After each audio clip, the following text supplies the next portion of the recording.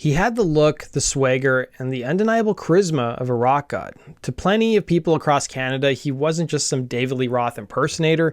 For years, he often convinced them he was David Lee Roth. He partied like a rock star, he made headlines like a rock star, and he built a myth so powerful it seemed indestructible. But the platinum-selling frontman they thought they knew was complete fabrication. And the truth behind the persona wasn't all about music. It was tangled with a web of crimes so strange it would take the Canadian justice system, if you want to call it that, over a decade to try and unravel it. This is the undeniable true story of Paul Kuntz Angel, the Van Halen imposter whose double life imploded into a labyrinth of justice. Every great con starts with a little bit of truth. For David Paul Kuntz Angel, the truth was his uncanny resemblance to David Lee Roth, the legendary frontman for Van Halen. With his long blonde hair, athletic build, and over-the-top personality, Angel didn't just look the part, he actually lived it. And he found out pretty quickly that the persona was a key that he could unlock almost any door to.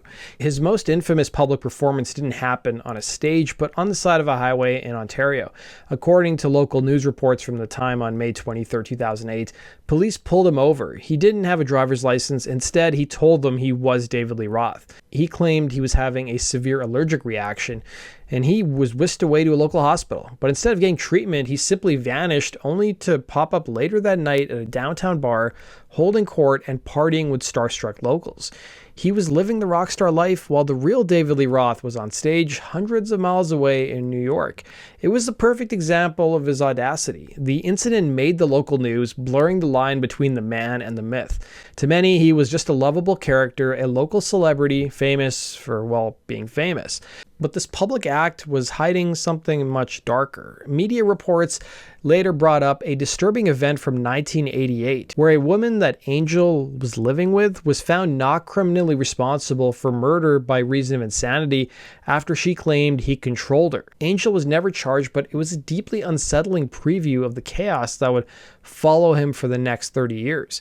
The impersonation was more than a party trick, it was becoming an identity. And that identity would become a cover for a terrifying pattern of behavior. For over a decade, the line between Angel's fantasy life and his real one became dangerously blurred. While he was known publicly as the charismatic Diamond Dave wannabe, Crown prosecutors would later lay out a horrifying secret life. The case that finally brought him down involved a minor. The rock star's persona wasn't just for fun anymore, it had become a tool of the trade.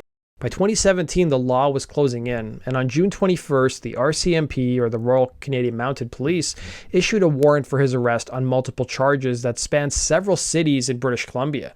Now a wanted man, Angel, went on the run, but even while dodging the police, he couldn't resist the pull of the spotlight. In a move of pure recklessness, he walked into a Long and McQuaid music store in both Chilliwack and Abbotsford, telling the staff he was the one and only David Lee Roth. This bizarre compulsive need to perform his fake identity, even as a fugitive, helped lead to his recognition and capture.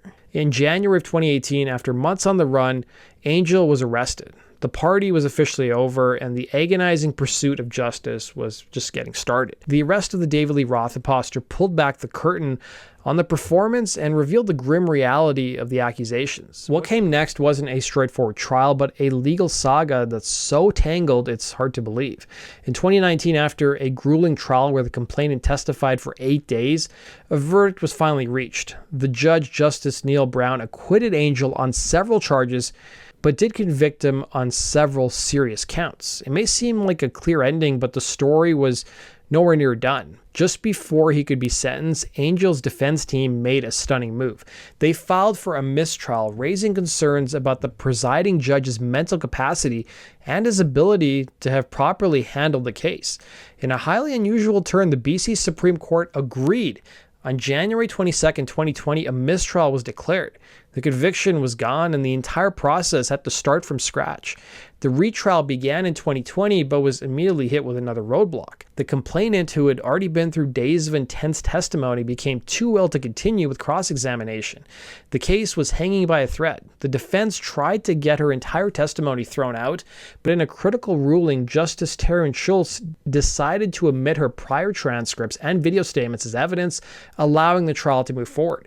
Angel's defense team then tried a different angle, filing multiple Jordan applications to have the case thrown out for unreasonable delays. Twice they argued that years of legal chaos violated his right to a timely trial, and twice the court said no, ruling that the public deserved a verdict in this incredibly complex case. The wheels of justice were still turning, even if they were grinding slowly and erratically.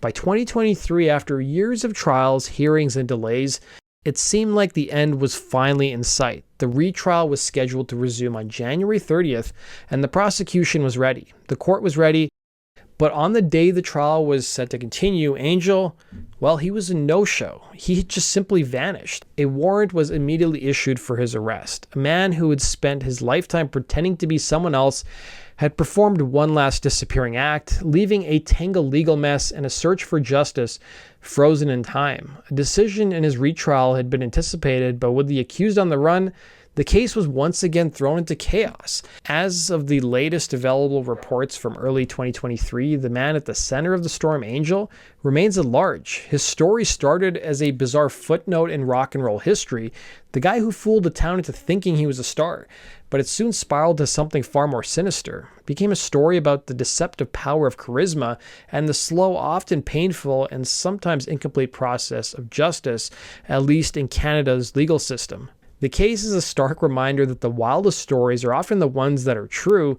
Ultimately, the man who built his life on a famous identity is now defined by his absence. The rock star persona is gone, replaced by a mugshot on a wanted poster. The applause has faded, leaving only the echo of a justice system still waiting to deliver its final word, and a victim still waiting for closure.